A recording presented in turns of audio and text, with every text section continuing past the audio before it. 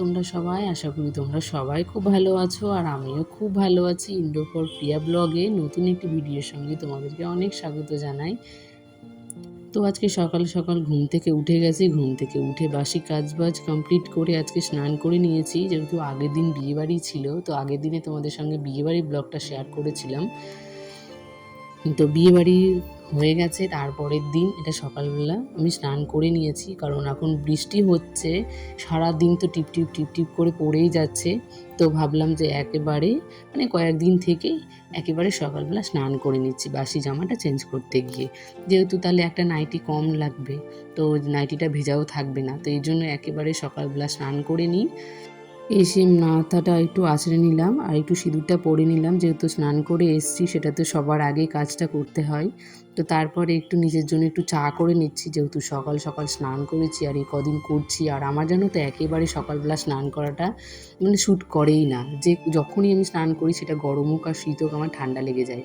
তো এই জন্য ভাবলাম যে সকালে যখন স্নান করেছি তাহলে একটু গরম গরম চা খাই, তাহলে একটু ভালো লাগবে। যদিও গরমের সময়, তবুও একটু দিন এখন ঠান্ডা ঠান্ডা আছে বেশ বৃষ্টির জন্য।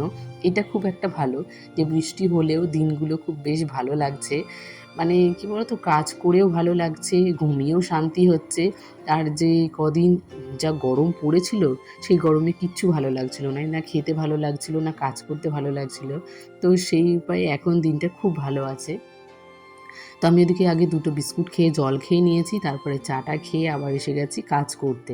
তো এখানে আম দিয়ে গেছে, ভাই এসেছিল।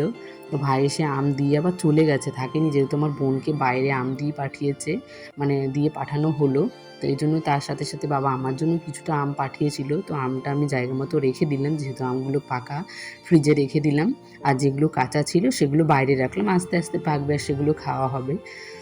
তো দেখো, বলেছিলাম না যে বৃষ্টি হচ্ছে, তার মাঝখানে রোদ হয়েছিল আজকে। তো রোদের মধ্যে যে এত জামা কাপড় সবাই শুকাতে দিয়েছে, কি বলবো আর। সবাই খাওয়া দাওয়া ছেড়ে, কাজ বাজ ছেড়ে আগে জামা কাপড়গুলো শুকনো করতে দিয়েছে। প্রায় এক সপ্তাহ মতো হয়ে গেছে যে রোদ ওঠেইনি। যতটুকু ফ্যানের হাওয়ায় সবার শুকানোর কথা ততটুকুই শুকিয়েছে। আর যেহেতু আমার তো বুঝতেই পারছো মাম্মাম আছে বাড়িতে, তো আমি রোজ ছাদে একটু গিয়ে আমি জামা কাপড়গুলো শুকিয়েছি। আমাদের ছাদ আছে, বাট এখন সিঁড়ি হয়নি, এর জন্য নিজের ছাদে দিতে পারি না। তো অন্যের ছাদে গিয়ে দিই। তো দুপুরের খাবার নিয়ে আবার এসে গেছি। তো যেহেতু আজকে দুপুরে কোনো কিছু সকালেই রান্না কোনো কিছু করিনি, যেহেতু আজকে কলেজে আর স্কুলে দু জায়গাতেই রান্না ছিল মার। তো ভাবলাম যে কলেজ আর স্কুলে রান্না হলে বাড়িতে রান্নাগুলো বেকার হয়ে যাবে সব, কারণ রান্না করাই হবে, কেউ এতগুলো রান্না একদিনে খেতেও পারবে না। আর যেদিন স্কুলে আর কলেজে রান্না থাকে, তো সেদিন অনেকটা ভাত তরকারি নষ্ট হয়, একে ওকে দেওয়া হয়। তো এই জন্য আমি আর বাড়িতে করিনি। কিন্তু দুর্ভাগ্য জানো তো, আজকে কলেজে রান্না হয়েছে একটা তরকারি আর ভাত, সেটা সবার অপছন্দের। আর স্কুলে রান্না হয়েছে খিচুড়ি, খিচুড়ির সঙ্গে কোনো কিচ্ছু হয়নি। তো খিচুড়িটা তো আর এমনি খাওয়া যায় না। তো ভাবলাম যে চলো আমরা দুটো পাঁপড় ভেজে নিই আর তার সাথে আলু ভেজে নিই, তাহলে আমাদের খাওয়া হয়ে যাবে। তো আমাদের খাওয়া দাওয়া হয়ে গেছে। দুপুরবেলা অনেকটা রেস্ট নিয়ে বিকেলের দিকে আবার কাজগুলো শুরু করেছি, যেহেতু আগের দিনে বিয়েবাড়িতে গেছিলাম। বিয়েবাড়িতে গিয়ে যে শাড়ি, জামা কাপড় সব যেগুলো হয়েছিল, তো সেগুলো আরও বেশি হয়ে গেছিলো। তো ভাবলাম যে চলো আগে ভাঁজ করে নিই। তো আগে সবার ফার্স্টে আগে শাড়িটা ভাঁজ করে নিলাম, কারণ হচ্ছে শাড়িটা যে কবে পরবো আর কোনো ঠিক নেই, কারণ সবার আগে শাড়িটা ভাঁজ করে ভালো করে রাখতে হবে। কারণ একটা শাড়ি আজকে পরলাম, আবার যে লাস্ট কবে পরবো সেটা আর মনে থাকে না। তো তার সঙ্গে ব্লাউজটাও ভাঁজ করে সেট করে একেবারে রেখে দিলাম, কারণ ব্লাউজ যদি আলাদাভাবে রাখি আলাদাভাবে, কিন্তু শাড়ির ম্যাচেরগুলো রাখি না। কারণ শাড়ির ম্যাচেরটা যখন বের করতে যাই, তখন পুরো ব্লাউজ, শাড়ি, জামা কাপড় মনে হয় সব আমার মুখের ওপর এসে পড়ে। তো এই জন্য আমি ব্লাউজগুলো সব শাড়ির সেটের সাথেই রাখি। আর এদিকে দেখো, যেই প্যান্ট পরে গেছিলো, তো সেটাও ভাঁজ করে রেখে দিলাম। তো চলো তোমাদের সঙ্গে আজকে কিছু কথা শেয়ার করি, বলতে খুব ইচ্ছে করছে।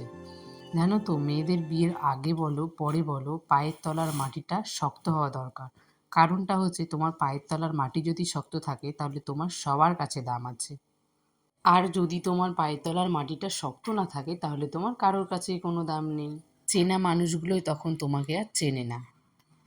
আর প্রিয় মানুষদের কাছ থেকে তো অবহেলা, সেটা তো আছেই। তাই আমার মনে হয় প্রত্যেকটা মেয়ে বলো, বউ বলো, সবার নিজের স্বাবলম্বী হওয়া দরকার। আর আমরা বাড়ির বউরা জানো তো, সব সময় ভাবি যে কে কি খাবে, কে কি পরবে, কে কি কোথায় যাবে। আমাদের ভাবনা চিন্তা সবসময় একই রকম থাকে, অন্যজনের জন্য। নিজে কি খাবো, নিজে কি করব, কখনো কিন্তু নিজের জন্য ভাবি না। কিন্তু যাদের জন্য আমরা ভাবি তারা কোনো দিন কিন্তু আমাদের কথা ভাবে না যে আমাদের কথা যে ভাবছে তার কথা আমাদের ভাবা উচিত। তো আমি মানুষের কথা তো ছেড়েই দিলাম। তো আমি দেখো এখন একটু সবজি কাটাকুটি করছি। তো আলুটাও আমার সঙ্গে কেমন করেছে দেখেছো? যে পুরো আলুটা কিন্তু খারাপ না। তার মাঝখানে যে হাফটা নিয়েছি, না অর্ধেকটা নিয়েছি, অর্ধেকটা ভালো আর অর্ধেকটা কিন্তু খারাপ। তার মাঝখান থেকেও কেটে কুটে নিচ্ছি। তো সেইভাবে আমাদের জীবনটাও একই রকম, যে একসাথে চলতে গেলে তো অনেক ঠোকামুখি সেসব তো লেগেই থাকে। তো তার মাঝখান থেকে খারাপটাকে বাদ দিয়ে ভালোটা বেছে নিয়ে একসঙ্গে মিলেমিশে সবার সঙ্গে থাকা। তো এটাই হচ্ছে আমাদের জীবন। তো অনেক কথা বললাম। তো মাঝখানে আমার অনেকটা কাজ হয়ে গেছে। আমার ওদিকে পাস্তা বানানো হয়ে গেছে, আমাদের খাওয়া দাওয়া হয়ে গেছে। আর এদিকে মাম্মাম যেহেতু পাস্তাটা খায়নি, তো মাম্মামের জন্য একটু ম্যাগি করে নেব। আর এখানে দেখো ম্যাগি করতে করতে বাবা এসে দিয়ে গেল, সর্ষের তেল নিয়ে এসছে। তো তেলটা আগের দিন শেষ হয়ে গেছিলো, বলতে ভুলে গেছিলাম, বলেছি তারপর আবার এনে দিল।